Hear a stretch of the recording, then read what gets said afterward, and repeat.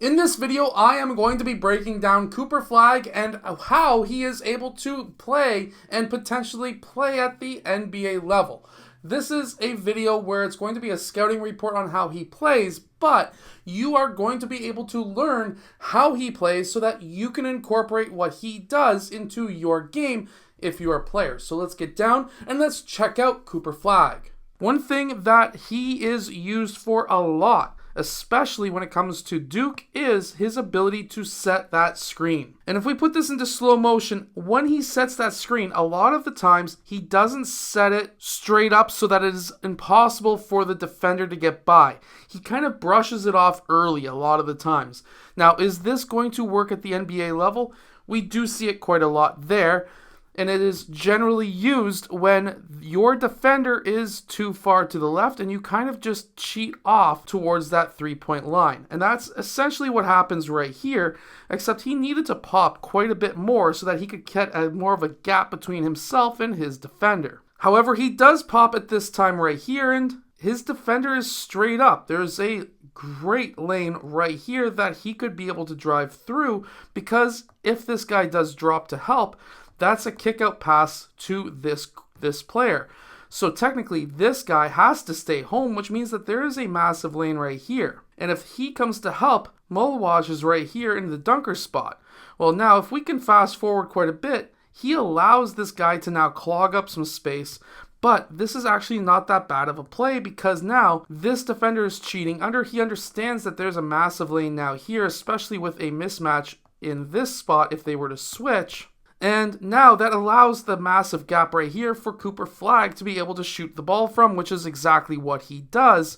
And he is able to then make that shot. If you're wondering why the video is so jumpy, it's because I have to stop it quite a bit because of the NCAA. The NCAA likes to go against all copyright rules, and they think that just by showing even a picture of what I am doing here could be classified as copyright, which it is not. By the way, you can check out the shooting workout down in the description below if you feel like you could if you want to shoot from the farther distance away. If you're looking to shoot from NCAA range or even further, definitely check out the shooting workout that is down in the description below. Now, there's a defensive rebound, and they're able to push down court. One thing that Cooper Flagg does extremely well, especially on the fast break, is he's able to space the floor. A lot of players, especially young players, they won't be in this spot. They'll be running up here, which is bad. They need to be running up that sideline, because by running up that sideline instead of running up the middle,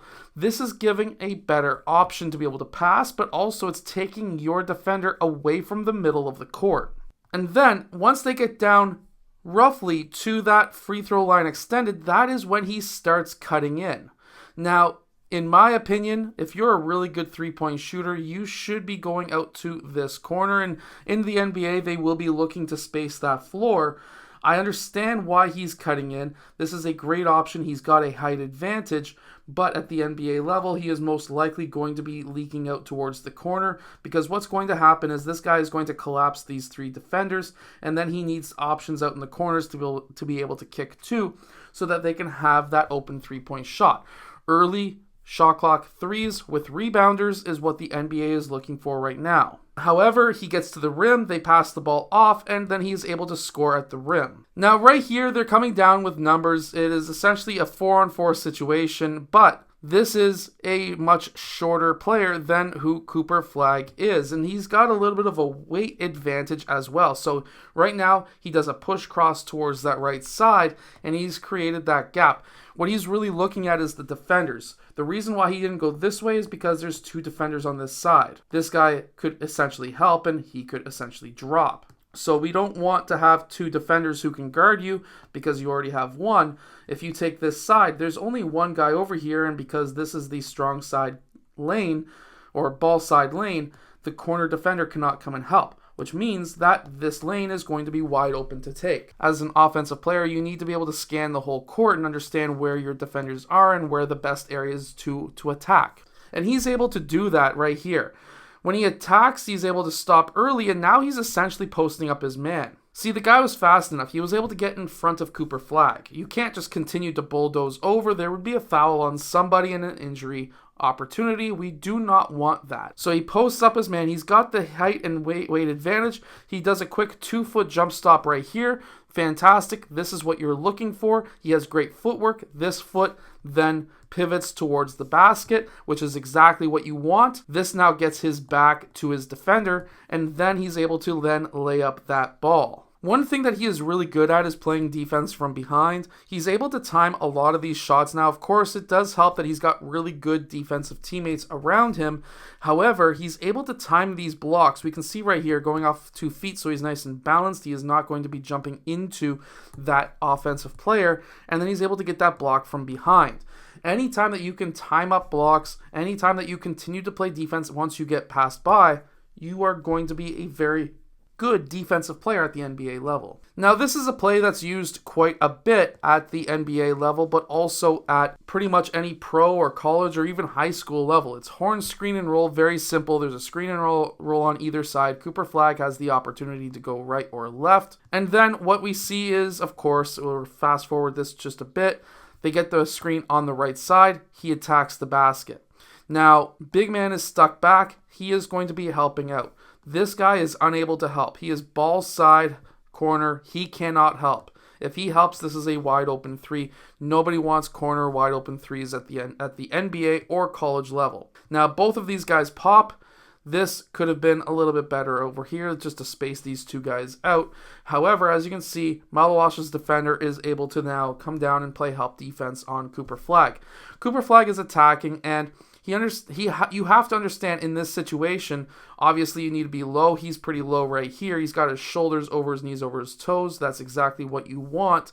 However, watch what he does right here. He goes off of 2 feet, his right foot first, left foot second, so that he gets the momentum going into this direction because the defender is going this way.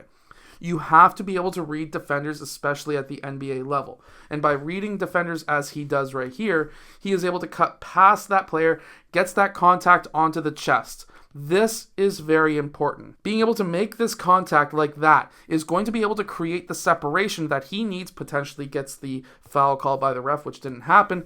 And by getting that chest contact first with that defender, you are going to be in control, especially that you went off of 2 feet. And then he's able to then land onto, obviously, but then finish with his left hand. This is exactly what you want if you are a player in the position that Cooper Flagg is in. Actually, he did get the N1 call. See, just pumping out that chest first, making that contact with your chest, it doesn't hurt, and you get the foul call. The other thing I should really point out is the fact that he was able to keep the ball above his head. If he was to keep the ball here, it would have been knocked out. There would be no foul call, but by bumping his chest out, keeping that ball above his head, this is what got the foul call, but also allowed him to clear out the space so that he was unable to be affected by that defender. And yeah, he finished. We already seen that. Now, overall, this is just a really good play. So he set that screen initially. This guy is running through. Now he turns and sets a screen for the ball. When he sets the screen for this ball handler, what's going to happen now is, or at least what they're hoping for, is his man comes up to try and put some pressure on the ball handler. Now, he can slip off of this screen, and that's what we see right here. Now, this is what I mean by reading defenses. So once Cooper Flagg gets that ball, there's only one defender who is going to be in his way to get to the basket. He has 2 options to pass to. He has a corner and he has a dunker spot.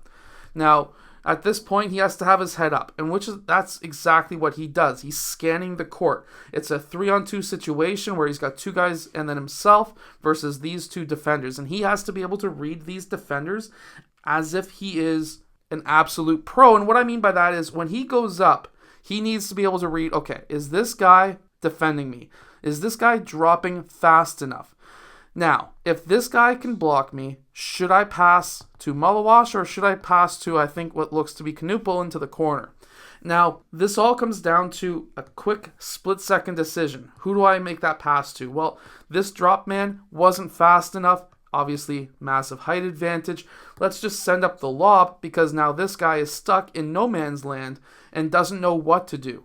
And that's exactly what Cooper Flagg does. Being able to make decisions like this is very high level and is going to allow Cooper Flagg to be able to make a lot of NBA teams and pretty much be a potential all-star in the NBA eventually. Cooper Flagg is a great defender from playing from behind, not necessarily from in front, at least in my opinion, but overall, he is a fantastic offensive player. He can make the decisions that he needs, he can shoot the ball, he can finish at the rim, he understands the game at a very high level. I hope that this video has helped you. If it has, hit that like button and subscribe, and I'll see you guys again in my next video.